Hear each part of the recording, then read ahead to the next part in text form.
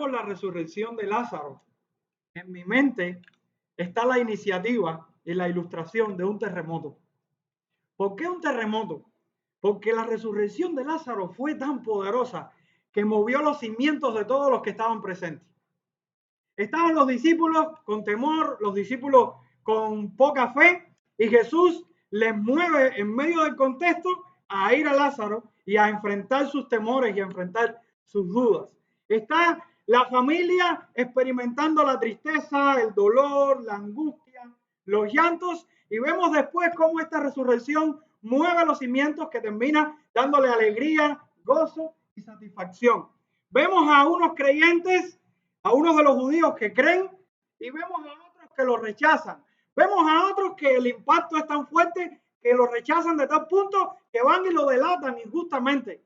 Vemos a otros que son los líderes religiosos que lo juzgan injustamente y lo llevan a un tribunal. Y después vemos también cómo en medio de ese tribunal, el primer líder de ese tribunal se levanta y dicta muerte contra Jesús. En fin, lo que está pasando alrededor de la resurrección de Lázaro es un evento que mueve los cimientos de todos los que están presentes.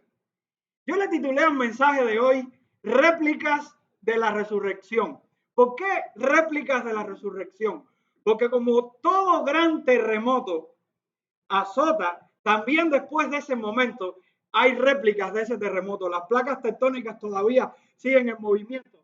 Y en este contexto vamos a ver en el capítulo de hoy, capítulo 12, verso del 1 al 11, cómo todavía los efectos de la resurrección de Lázaro están impactando la vida de las personas que están allí presentes. Así que si pensaron que íbamos a terminar con Lázaro la semana pasada, el capítulo 12 comienza todavía con el tema de la resurrección de Lázaro, impactando la vida de los presentes. Veremos a la familia cómo es impactada, veremos a Judas Iscariote cómo es impactado, veremos a los principales sacerdotes cómo son impactados y también a los judíos que venían por curiosidad y serán impactados. Y le invito a buscar en la palabra. Vamos a leer el texto. Juan capítulo 12, verso del 1 al 11. Dice la palabra del Señor. 6 días antes de la Pascua, vino Jesús a Betania, donde estaba Lázaro, el que había estado muerto y a quien había resucitado de los muertos. Y le hicieron allí una cena. Marta servía y Lázaro era uno de los que estaban sentados a la mesa con él. Entonces María tomó una libra de perfume de nardo puro, de mucho precio, y ungió los pies de Jesús y los enjugó con sus cabellos. Y la casa se llenó del olor del perfume. Y dijo uno de sus discípulos, Judas Iscariote, hijo de Simón, el que le había de entregar: ¿por qué no fue este perfume vendido por 300 denarios y dado a los pobres? Pero digo esto, no porque se cuidara de los pobres, sino porque era ladrón y teniendo la bolsa sustraía de lo que se echaba en ella. Entonces Jesús dijo, déjala, para el día de mi sepultura ha guardado esto, porque a los pobres siempre los tendréis con vosotros, mas a mí no siempre me tendréis. Gran multitud de los judíos supieron entonces que él estaba allí y vinieron, no solamente por causa de Jesús, sino también para ver a Lázaro, a quien había resucitado de los muertos. Pero los principales sacerdotes acordaron dar muerte también a Lázaro, porque a causa de él muchos de los judíos se apartaban y creían en Jesús. Oremos al Padre. Padre, tú eres un Dios todopoderoso y has puesto tu palabra para que vivamos por ella, para que creamos en ella, para que caminemos en ella y vivamos la fe de tu Hijo en nuestra vida. Te rogamos que en tu misericordia, Padre, nos visites por medio de la predicación de tu palabra y nos hables con poder y autoridad en esta mañana, porque queremos ver a Cristo, queremos seguir a Cristo, queremos ser como Cristo y queremos adorarle con toda la gloria posible que podamos dar, Padre. En el nombre de Jesús, amén. Réplicas de la resurrección. Y si fuéramos a resumir el texto de hoy, diríamos que aunque el mal se interponga para obstaculizar la gloria de Jesucristo y los hombres sean sus instrumentos naturales de perfección, Jesús será exaltado y creído por aquellos que con fe ven su poder manifestado. Ese es el resumen del mensaje de hoy. Y dividí el texto en tres partes. Hay tres escenas importantes que debemos enmarcar. Y aquí vamos a estar viendo los tres puntos del mensaje. La primera escena es el ungimiento a Jesús por medio de María. Y está desde el versículo 1 hasta el versículo 3. La segunda escena la vemos desde el versículo 4 hasta el versículo 8, la refutación de Jesús a Judas. Y la tercera escena la vemos desde el versículo 9 hasta el versículo 11, el testimonio tangible de la obra de Jesús en Lázaro. Y vamos a estar desarrollando estas tres ideas. La primera idea, la primera escena, Jesús es ungido por María. El texto comienza diciendo: 6 días antes de la Pascua vino Jesús a Betania, donde estaba Lázaro, el que había estado muerto y a quien había resucitado de los muertos. Ante la introducción de esta porción, debemos aseverar que Jesús no estaba en silencio huyendo de los judíos. Jesús estaba glorificando al Padre y estaba dando testimonio de la gloria de Dios en otra región, lejos de Betania. Hay un pequeño intervalo de tiempo en el capítulo 11 de Juan y en el capítulo 12 de Juan. O sea, la semana pasada nosotros terminamos el capítulo 11. Y por el capítulo 11 vimos que Jesús, en el versículo 54 específicamente, se había trasladado a un lugar llamado Efraín. Eso quedaba al noreste de Jerusalén, entre unas 12 o unas 18 millas aproximadamente. Él pudiera haber tardado desde ahí hasta Efraín aproximadamente 5 o 7 horas, suponiendo de que fue y viró solamente.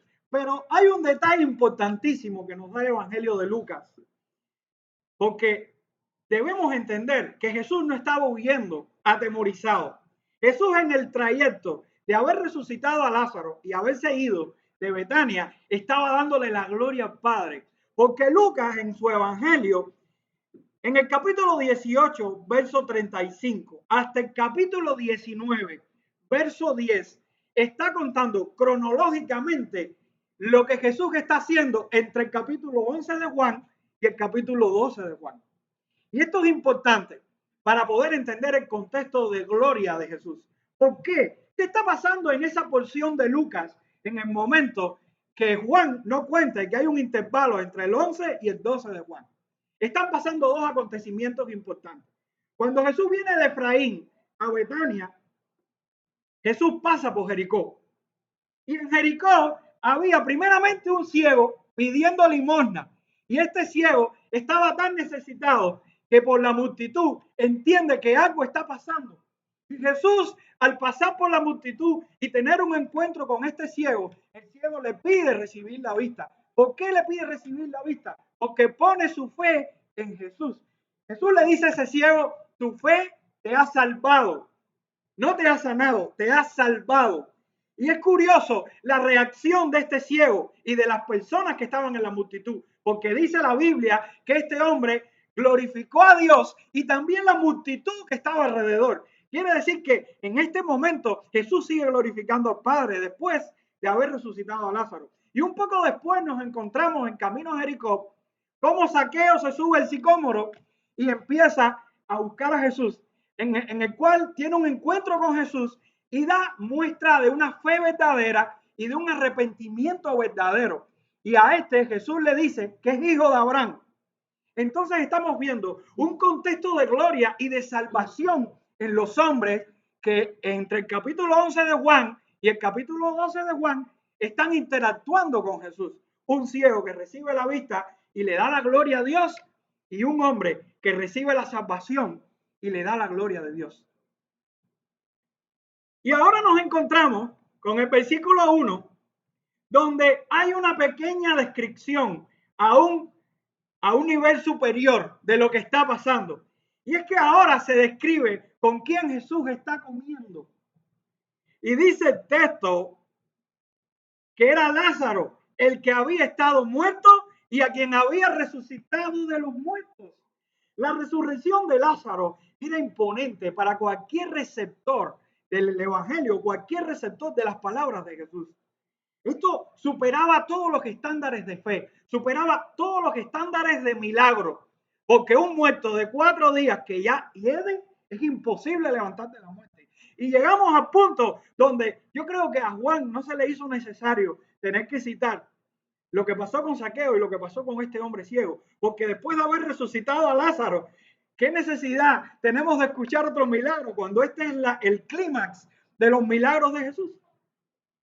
Esta cita es importante porque está enmarcando quién es Jesús. Él había dicho en el capítulo 11, yo soy, yo soy la resurrección y la vida.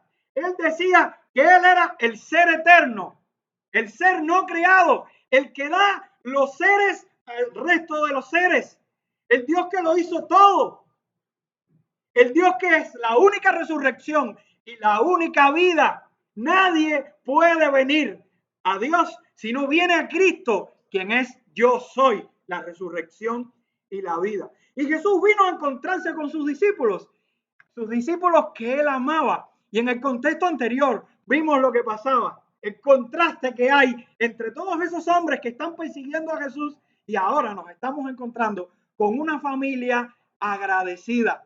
El verso 2 dice que le hicieron allí una cena. Marta servía y Lázaro era uno de los que estaba sentados a la mesa con él. Cada uno hacía lo que sabía hacer. Marta, la que en otro contexto era afanada y turbada, ahora no creo que haya estado afanada y turbada, pero sí estaba haciendo lo que sabía hacer, servir. Lázaro, como buen judío, sentado a la mesa con su maestro, conversando y debatiendo quizás temas importantes.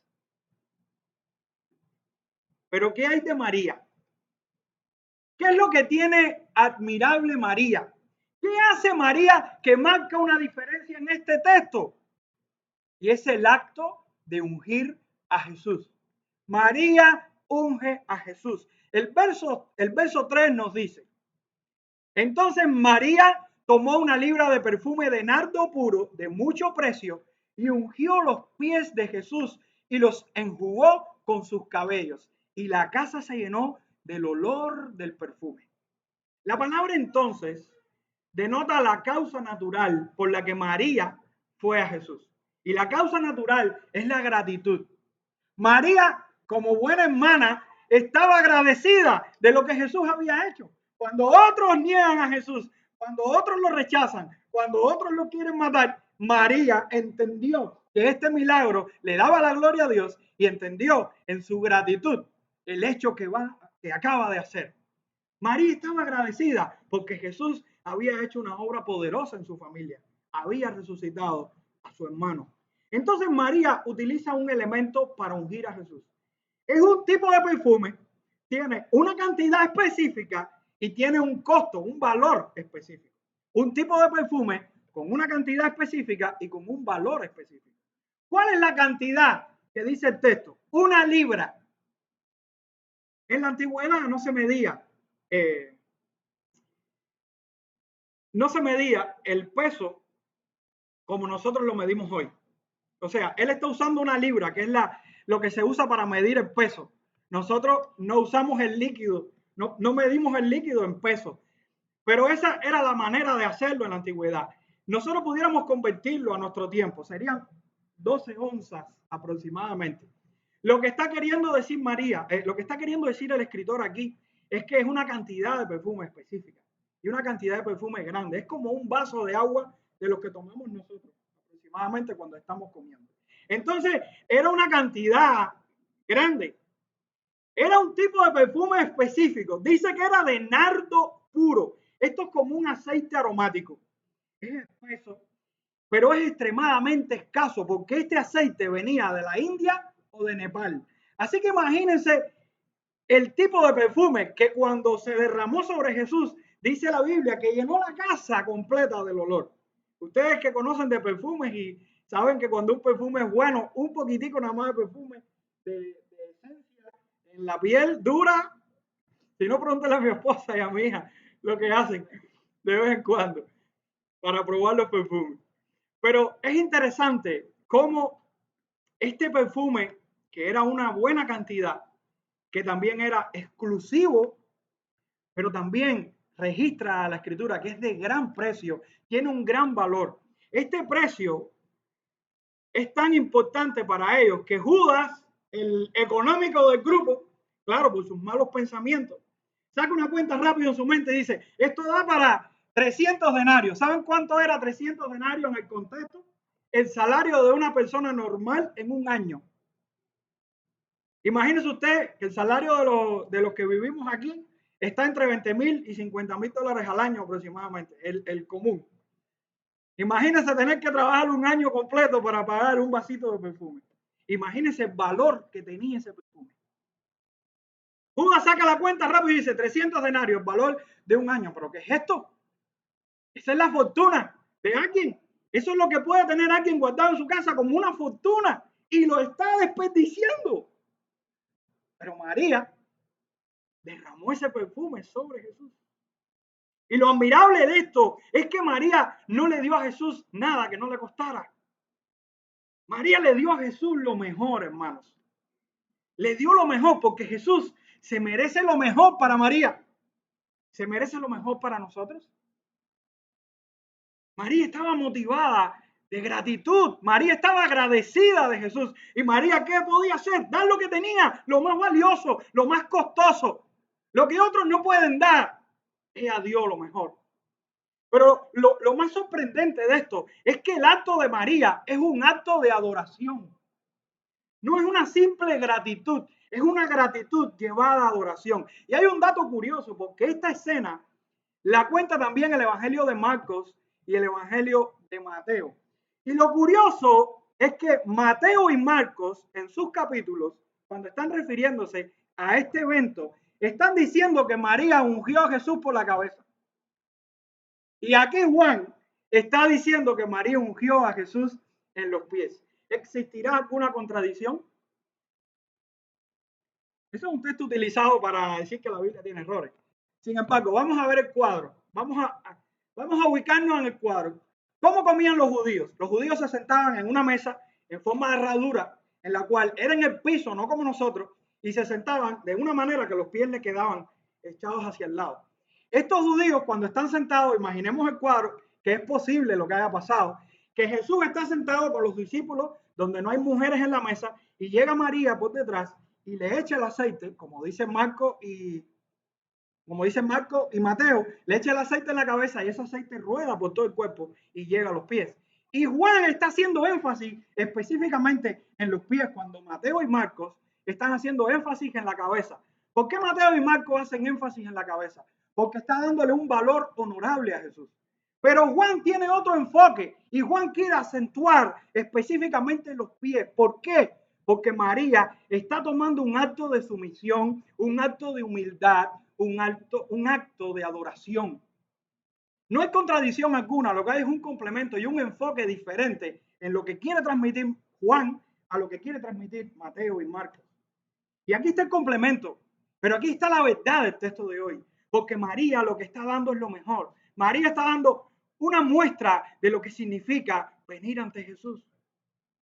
Marta anteriormente había entendido en sus palabras y había confesado con sus palabras quién era Jesús. Ahora nos encontramos con María, no con sus palabras, sino con sus hechos. Lo que Marta entendió por sus palabras, ahora María lo entendió en sus hechos. María está entendiendo quién es Jesús. Jesús dijo, yo soy la resurrección y la vida. El que cree en mí, aunque esté muerto, vivirá. Y Marta entendió esto y le confiesa, tú eres el Señor, el Hijo de Dios, tú eres el Cristo, el enviado del Padre. Jesús resucita a Lázaro y después de este evento, María tiene luz, entiende que ese Jesús que es la resurrección y la vida, el cual su hermana confesó, el cual se demostró su poder omnipotente resucitando a Lázaro, ahora debe ser adorado. Y ella entendió perfectamente que su acto era un acto de adoración a Jesús. Y si algo está buscando el escritor en esta porción específica, es que debemos adorar a Dios en el Hijo. Qué maravilloso es cómo la acción termina en adoración. Qué maravilloso es que cómo el entendimiento termina en adoración. En otras palabras, debemos adorar a un Dios trino, hermanos. Quien no adora a un Dios trino no está adorando al Dios verdadero y no está adorando al Dios de la Biblia. Y el escritor nos está enseñando con este hecho de María que debemos adorar al Hijo. ¿Y saben por qué? Porque el Hijo es Dios. Y esto no es nada diferente a lo que en la historia del cristianismo se ha plasmado como la doctrina verdadera. Y si fuéramos a los credos y a los concilios, sobre todo los verdaderos, los ortodoxos, los que son bíblicos y que la iglesia reformada ha reconocido como verdaderos, fuéramos al concilio de Atanasio, y es el credo de Atanasio, y es el credo que marca la Trinidad específicamente y se dedica a explicar la Trinidad. Y miremos la introducción de este credo. Dice el credo de Atanasio, uno de los primeros credos de la historia de la iglesia. Dice, quien quiera que quiera salvarse, ante todo, es necesario que mantenga la fe universal. Y quien no la guarde íntegra y pura, sin duda perecerá eternamente. Y la fe universal es esta, que veneremos a un solo Dios en la Trinidad y a la Trinidad en la unidad, sin confundir las personas ni dividir las sustancias. En otras palabras, quien no adora al Dios trino, quien no cree en el Dios trino, no es salvo, no es creyente verdadero. Por eso debemos cuidarnos a veces cuando decimos que ciertas religiones son nuestros hermanos, cuando no reconocen la deidad de Cristo, la deidad del Espíritu. Cuando no reconocen la Trinidad. Y es verdad que la palabra Trinidad no está en la Biblia, pero no hace falta decir la palabra Trinidad para decir que Jesucristo es Dios. No hace falta. Jesucristo es Dios. Y el testimonio abunda. Y lo estamos viendo no solamente en lo que Él dijo de sí, tampoco solamente en lo que otros dijeron de Él, sino lo estamos viendo ahora en lo que otros hicieron hacia Él. Y María es un ejemplo de aquellos que entienden que Jesucristo es el yo soy, omnipotente, resurrección, vida, que debe ser adorado y temido. Aquí está María, acostándose a los pies de Jesús, entendiendo quién es Jesús, o al menos respondiendo en su entendimiento. Y hay una segunda escena en el texto. La segunda escena viene a partir del versículo 4 y es cómo Jesús refuta la objeción de Judas. Porque hay otro personaje complicado en esta historia. Y es Judas. Tristemente, Judas está presente en estos momentos. Y dice el versículo 4 y 5. Y dijo uno de sus discípulos, Judas Iscariote, hijo de Simón, el que le había de entregar. ¿Por qué no fue este perfume vendido por 300 denarios y dado a los pobres? Y quiero parar un momento ahí. Porque también es curioso que los evangelios de Mateo y Marcos citan esta protesta no a Judas, sino a los demás discípulos. Cuando nosotros vamos a Mateo 26, del 8 al 9, Mateo usa este mismo texto para decir, al ver esto los discípulos se enojaron, diciendo, ¿para qué este desperdicio? Porque esto podía haberse vendido a gran precio y haberse dado a los pobres. Y cuando vamos al Evangelio de Marcos, capítulo 14, del 4 al 5, dice, y hubo algunos que se enojaron dentro de sí y dijeron, ¿para qué se ha hecho este desperdicio de perfume? Porque podía haberse vendido por más de 300 denarios y haberse dado a los pobres, y murmuraban entre ellos. Ahora, ¿qué vemos aquí de complemento? Y acuérdense siempre, la Biblia no tiene errores. No piense eso en su mente. Cuando hay diferencias es porque hay complemento. Y cuando hay diferencias es porque cada escritor está enfocando algo específico. Pero eso no significa que lo otro no pueda ser posible en el evento. Ahora, estamos viendo por el Evangelio de Juan, que es el que estamos tratando hoy, que Judas es el que inició la protesta, que Judas fue el que protestó. Estamos viendo por Mateo, que fueron los discípulos enojados. Y estamos viendo por Marcos, que son algunos de los que estaban ahí. Ahora, ¿no pudiera haber sido las tres cosas? Porque Pueden haberse enojado todos, pero lo interesante es por qué Juan puntualiza a Judas y no a los demás. Porque Juan está haciendo énfasis en el causante de la división, en el cabecilla, en el que encendió la llama, en el que provocó el problema, en el que estaba en su corazón maldiciendo a Jesús. Aquí no hay dudas de que puede haber sido una protesta generalizada entre los discípulos. Pero lo que sí es evidente por el texto de hoy es que aunque quizás hubo una protesta larga o corta por los discípulos, el que incendió el fuego, el que empezó el problema y el que fue la mayor influencia negativa fue Judas, que fue necesario mencionar su nombre. Porque el personaje de Judas es citado en el Evangelio como una personificación del mal. Judas es un hombre negativo, es un hombre condenado, es un instrumento de maldad. Y cada vez que Judas se usa en Juan, tiene implicaciones muy fuertes negativamente. Y citar a Judas específicamente, es decir, que el mal está levantándose directamente contra las palabras de Jesús y los hechos de otros en amor hacia Jesús. Cuando nosotros vamos al capítulo 6 de Juan, se cita a Judas y se cita en contraste con la declaración que tiene Pedro sobre Jesús. Muy parecida a la declaración de Marta, que él era el Cristo, el Hijo de Dios. Y cuando se está insertando esas palabras de Pedro en el mismo capítulo 6, se está humillando a Judas y se está declarando de Judas por el conocimiento anticipado de Jesús, que era el diablo, que era quien le iba a entregar. Y ahora en este texto se está mostrando la verdadera acción de Judas. El texto de hoy está diciendo que es un ladrón. Él no es inocente, es un ladrón. Él era el tesorero del grupo, el que tenía el dinero. Y cogía y se llevaba el dinero. Pero cuando vamos al capítulo que viene, el capítulo 13, se cita a Judas también. Y Jesús está aludiendo a él como alguien que no está limpio, alguien que está sucio, porque Jesús conocía las intenciones del corazón de Judas en entregarle. Entonces Jesús muestra su omnisciencia al declarar que Judas era quien le iba a entregar y lo hace para que los discípulos creyeran que él es el yo soy. Miren qué interesante esto, porque esto termina Jesús diciéndole a Judas, haz lo que tienes que hacer. Ve a hacer lo que tienes que hacer. Después lo vemos en el capítulo 17. ¿Y qué hace Judas en el capítulo 17? Cuando Jesús está orando su oración sacerdotal y está orando por la preservación de los que el Padre le dio, está al mismo tiempo en una porción citando a Judas como el único que se perdió entre ellos, el hijo de perdición, para que se cumpliera lo que dice la Escritura. Y después lo vemos en el capítulo 18, entregando a Jesús a la muerte. Entonces Judas era inocente. Su pregunta era honorable. Qué buena gente Judas, como pensó en los pobres, cuando el texto está diciendo que era un ladrón. Así no hay mucha gente hoy. Como hay gente hoy que usa la bondad para decir cosas, en el fondo son los más ladrones que hay. Igualito. Nosotros los conocemos bien.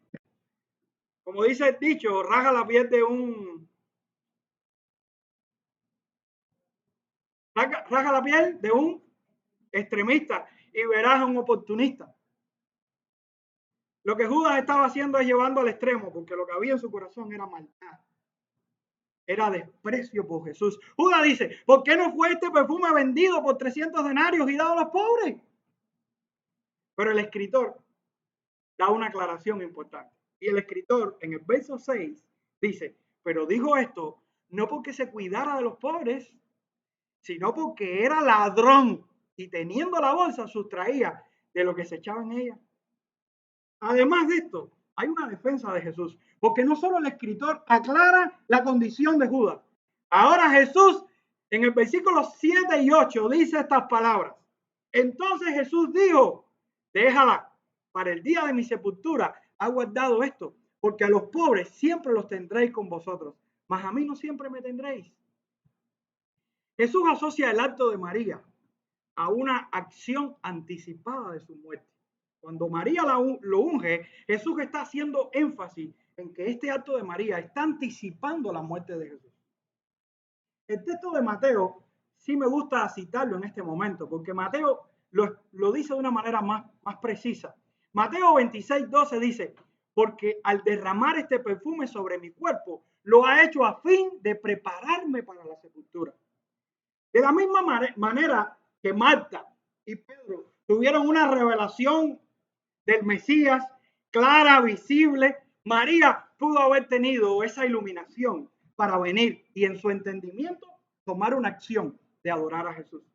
María, como mismo Pedro entendió y Marta, María también entendió, pero lo manifestó de una manera diferente.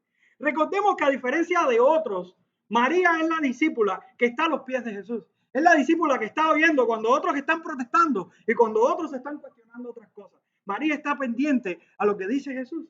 Y eso es muy importante porque probablemente María hubiese escuchado en algún momento que Jesús iba a morir y lo hubiese escuchado repetidas veces y había llegado a conclusiones después de haber escuchado todas estas confesiones y lo que Jesús dijo de que Jesús iba a morir y se adelantó a los demás.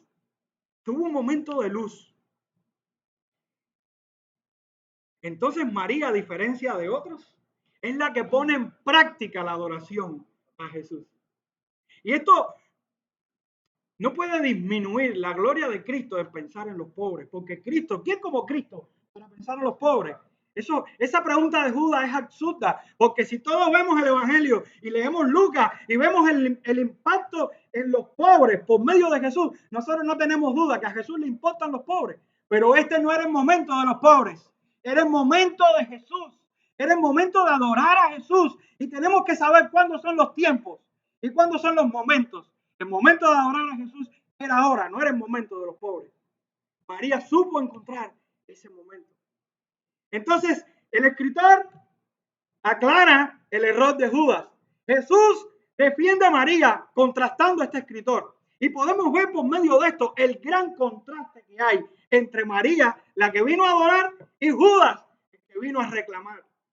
Porque María, por una parte, muestra una actitud de humildad, de motivaciones puras, y estas motivaciones la llevan a adorar a Jesús. Pero Judas, por otra parte, lo que hace es renegar de Jesús y lo que hace es mostrar quién es él, que es un ladrón, que tiene perversas motivaciones y que sus motivaciones le llevarán a traicionarlo. María, por una parte, pudo dar la prioridad a quien debería dársela, por lo que prefirió darle sus ganancias a Jesús. Judas, por otra parte, su prioridad eran las ganancias. A él lo que le importaba era el dinero. Y por eso se justificó con los pobres. Por eso usó a los pobres como un pretexto. Pero su final es despreciar a Jesús. María, por una parte, vio una oportunidad para adorar. Judas, por otra parte, vio una oportunidad para despreciar a Jesús. María, por una parte, recibió la aprobación de su maestro. Pero Judas, por otra parte, recibió la reprobación de su juez. Y cuando Jesús es un maestro amoroso para unos, será un juez vengador para otros. Y les recuerdo las primeras palabras que leí cuando terminé de leer el texto al inicio. Aunque el mal se interponga para obstaculizar la gloria de Jesucristo y los hombres sean sus instrumentos naturales de perversidad, Jesús será exaltado y creído por aquellos que con fe ven su poder manifestado. Y ahora caemos en la tercera escena del texto. Y es cómo Jesús ha dejado un testimonio tangible de su obra en Lázaro. ¿Y saben para qué? Para que todos creamos. Dice desde el versículo 9 hasta el versículo 11. Gran multitud de los judíos supieron entonces que él estaba allí. Y vinieron no solamente por causa de Jesús, sino también para ver a Lázaro, a quien había resucitado de los muertos. Pero los principales sacerdotes acordaron dar muerte también a Lázaro, porque a causa de él muchos de los judíos se apartaban y creían en Jesús. Los judíos vienen donde Jesús porque había un testimonio tangible de la omnipotencia de Jesús en la resurrección de Lázaro. Él había resucitado a Lázaro y esto todo el mundo lo tenía que saber, todo el mundo lo tenía que hablar. Era visible, era claro. El muerto de 4 días ya está vivo. Y los judíos en curiosidad por fe, por muchas razones pudieron haber venido a Jesús. Fíjense que el texto hace énfasis en la cantidad de judíos. El texto dice, gran multitud de los judíos, eran muchísimos, muchísimos. Una gran multitud, no una multitud, una gran multitud. Pero fijémonos cuál era la reacción de los principales sacerdotes. Dice que los principales sacerdotes acordaron dar muerte también ¿a quién? A Lázaro. Ahora no solamente quieren matar a Jesús, ahora quieren cerrar la boca de Jesús a través de lo que hizo con Lázaro. Ahora quieren matar a Lázaro. El testimonio tangible de que Jesús es omnipotente. Qué perverso el corazón del hombre, hermano. Porque también debemos puntualizar que el problema de ellos no era con Lázaro. El problema de ellos es con Jesús. Pero como Lázaro es un testimonio de lo que hizo Jesús, hay que borrar de la faz de la tierra todo vestigio de lo que Jesús es. Entonces, eliminando a Lázaro, lo que estamos haciendo es callándole la boca a Jesús. Eliminando a Lázaro, le estamos diciendo a todo el mundo que Jesús es un mentiroso. Eliminando a Lázaro, lo que decimos es que nosotros teníamos razón en haber matado a Jesús. Miren qué perverso es el corazón. ¿Y sabes qué es más interesante en esto? Los principales sacerdotes pertenecían a una secta en Israel. Era un partido. Y ese partido, entre sus doctrinas, saben que una de las doctrinas era que no creían en la resurrección de los muertos. Entonces, imagínense el impacto de la resurrección de Lázaro en la vida de estos hombres. Es como refregarle en su cara: tus doctrinas son heréticas, tus doctrinas son falsas. Y imagínense el orgullo de esos sumos sacerdotes, ¿cómo quedaría? Desprestigiado, avergonzado. Por supuesto que ellos quieren quitar todo vestigio del testimonio de Jesús. Ellos quieren eliminarlo porque eso los dejaría en descrédito, los dejaría avergonzados, ridiculizados. Su autoridad sería al piso. Y las personas, por ende, entenderían que ya ellos no son la autoridad de Israel.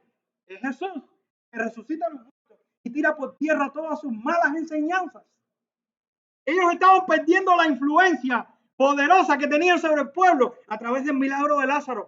Qué importante es la resurrección de Lázaro. Por eso quieren eliminarlo. Y la culpa de estos hombres es doble. Porque no solo están en el bando contrario, sino que ahora, sabiendo la verdad, se siguen endureciendo cada día más. Eso muestra la perversidad del corazón del hombre. Cómo el hombre, sabiendo que está equivocado, se hunde más.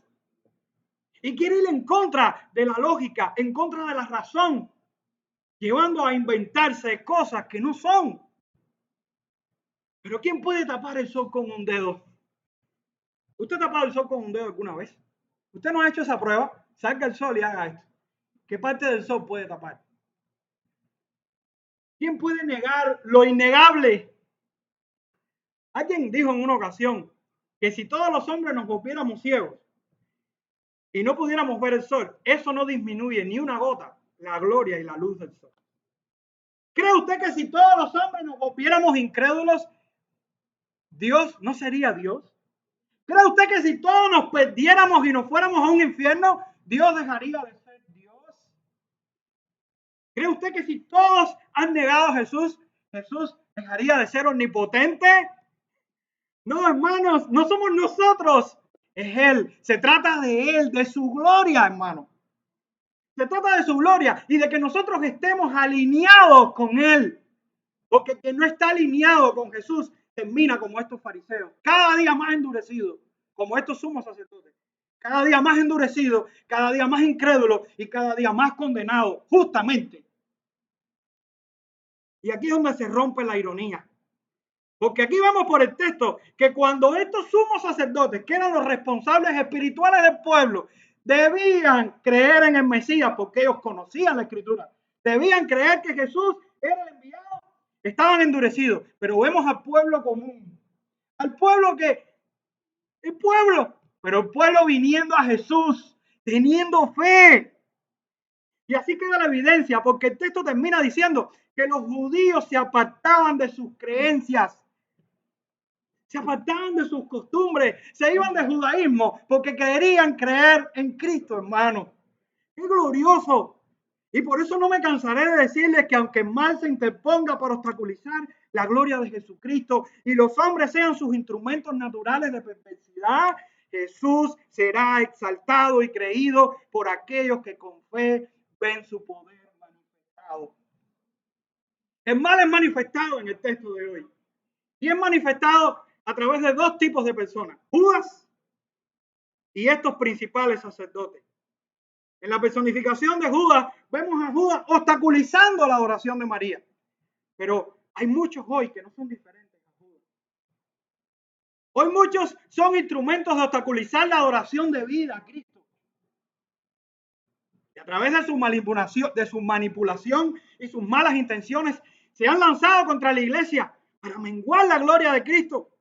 Se desconectan del conocimiento verdadero de quién es Cristo, del conocimiento verdadero del propósito de Cristo. Y aluden a que no hay que tener tanto conocimiento, lo básico. No. Eso me estremece. Porque no puedo entender que aún cristianos de 20 años en la iglesia todavía se estén cuestionando si hay que estudiar la Biblia a profundidad o no, hermanos. María entendió quién era Jesús. Y si nosotros entendemos quién es Jesús, lo buscaremos hasta el final de nuestra vida, con la profundidad de nuestro entendimiento.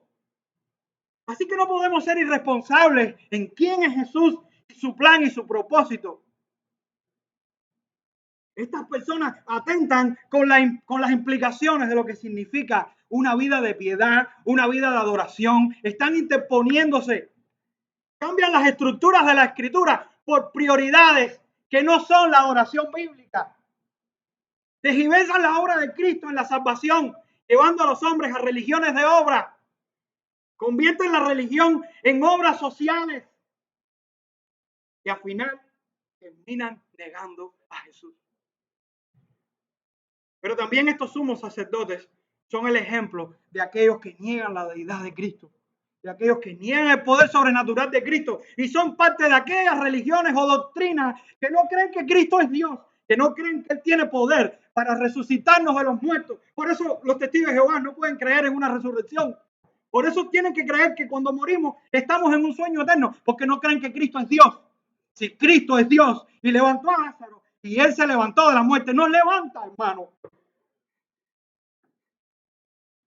Hermanos, no seamos engañados. No nos dejemos engañar. Y quizás no tenemos toda la claridad de la escritura, pero les puedo garantizar de que estamos en el camino correcto, de que estamos caminando en el camino correcto, con diferencias, con debilidades, con flaqueza, pero tenemos la verdad, tenemos la escritura, estamos en la línea histórica de aquellos que han creído en Cristo, quien es Dios, sobre todo Dios. Pero hay un grupo de gentes que personifican el bien en este texto. Y lo vemos en tres partes: la familia, la mujer y los hombres. La familia era una familia agradecida. Era una familia que celebraba y que entendía la obra de Jesús y lo hacía en gratitud. Así somos nosotros. Cada uno hacía lo que sabía hacer.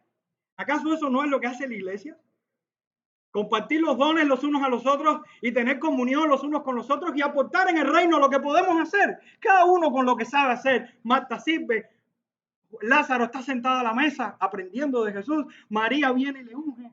Cada uno hace lo que bien sabe. Pero específicamente quiero enmarcar esa posición de María. Porque esta mujer adora, esta mujer comprende quién es el redentor de su vida. Esta mujer entiende que Jesús es el redentor de los hombres. Entiende la obra de Jesús en su muerte, porque está anticipando la muerte de Jesús. Esta mujer entiende que el camino a la salvación es Cristo, pero es un Cristo que va a morir por los pecados de su pueblo. Y por último, nos encontramos con unos hombres que vienen a Jesús, pero apartándose de su vieja vida, apartándose de sus costumbres, apartándose de su idiosincrasia y su ideología, por seguir el camino de Jesús. Amados, esta es la vida del creyente. Una vida en la cual el creyente sirve, una vida en la cual el creyente adora a Cristo glorificado y una vida en la cual el creyente se aparta de su vieja costumbre y su práctica de pecado. ¿Qué mayor maravilla podemos encontrar en este texto que el llamado que nos hace Dios a adorarle en verdad? Adorarle en el conocimiento de quién es Cristo, postrarnos ante Él, entender de que no somos nada, que Él es todo, que tuvo un propósito y que nos ha salvado para que le glorifiquemos.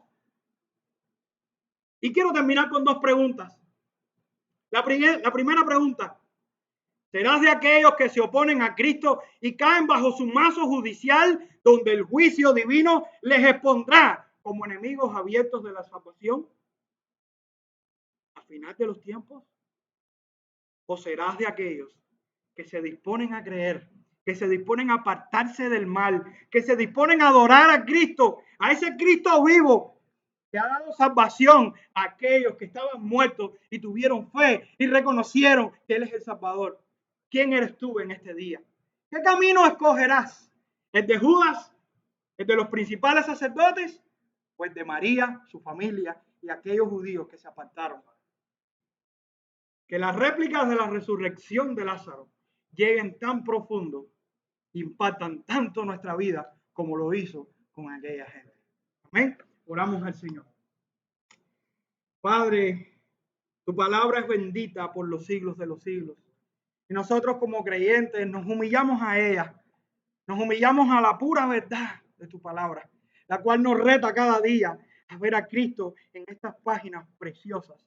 Pero Señor, ayúdanos a entender, ayúdanos a vivir cada día más como cristianos piadosos, cristianos genuinos, cristianos que se apartan del pecado, cristianos que viven una vida de integridad, Señor, y que las muchas multitudes, los muchos comentarios y las muchas influencias de aquellos que se ponen para obstaculizar la verdad de tu palabra no puedan afectarnos a punto de negarte y de abandonar esta fe que es tan preciosa y tan maravillosa y sostenida por el poder omnipotente de Jesucristo. Señor, te amamos y te adoramos. Y en esta hora solo queremos darte lo mejor. No queremos darte algo que no nos cueste. Queremos darte lo mejor, nuestro sacrificio, porque tú lo hiciste todo por nosotros.